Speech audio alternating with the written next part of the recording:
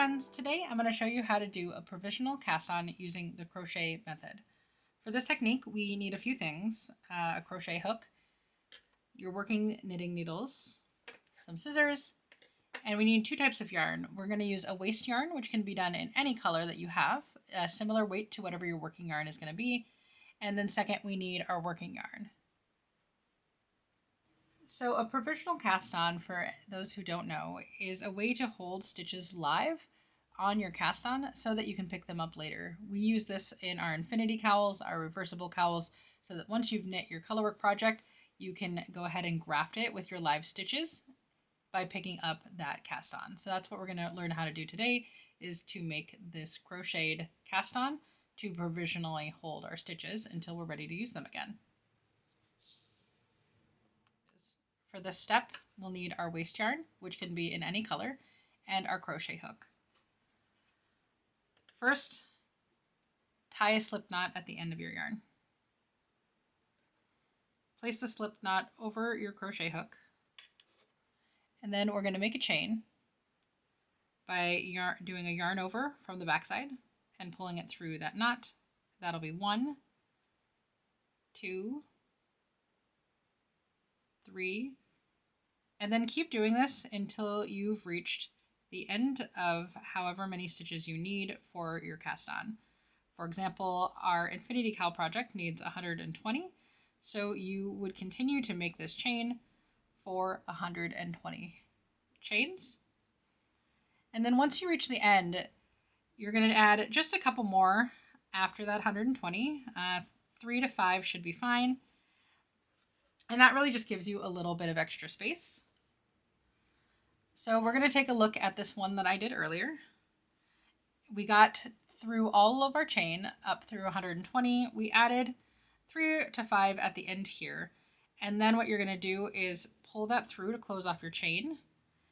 And then I recommend tying a small knot on this side. So when we pick up this provisional cast on later, we're going to want to unzip it or pull it out from this end because it won't pull out from the start end.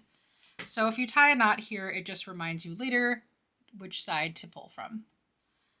Once we have our full chain here, the next step, we will need our working yarn. For our project here, it's this pink yarn. And then we also need our working needles. Once you have your chain completed, go back to the starting side of your chain, the side that does not have the knot in it, and take a look at the two sides. One side has these little V's, and the other side has these little bumps. We're going to be working into the side with the bumps so that the V's remain on the bottom of your project. And that makes it easier to pull out this provisional cast on when we're finished. Using your working yarn now and your working needles, stick the tip of your needle into that first bump, and then grab your working yarn and loop it over the needle to create and pull it through to create that first stitch. And then we're going to go into the second bump and continue using our working yarn to knit into that stitch, into the third bump. And you're going to keep doing this until you've hit the number of stitches that your project calls for. So again, for our infinity cowl, we want to do this for 120 stitches.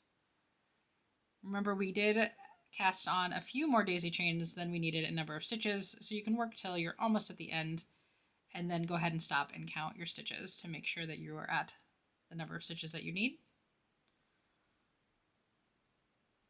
And it should look a bit like this, so that your working stitches are along the top, knit into those bumps on the back of your chain, and if you twist it over a little bit, you can see the V's remain on the bottom. And that's good. This is what it should look like. Once you've finished, it should look a little bit like this, where we have an entire round of a working yarn in pink with the crochet chain on the bottom, always with those V's facing away from our working stitches. And we've finished this out with 120 stitches, or whatever your project calls for. And you'll see at the end here, we leave this little tail so it's a little easier to pull out or unzip this chain when we're done. And then we also have our knot at the end to help us figure out which end to pull from. Once you've hit this point, you have finished your first round for your project. This is round 1 of whatever your project is. and you are starting now to join in the round and work round 2. You'll do this just like you would any other joining in the round. Make sure that your stitches are not twisted, and then just keep knitting.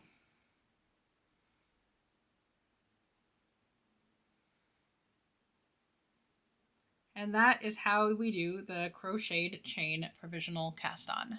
Hopefully that helps, and I can't wait to see what you knit. Thanks.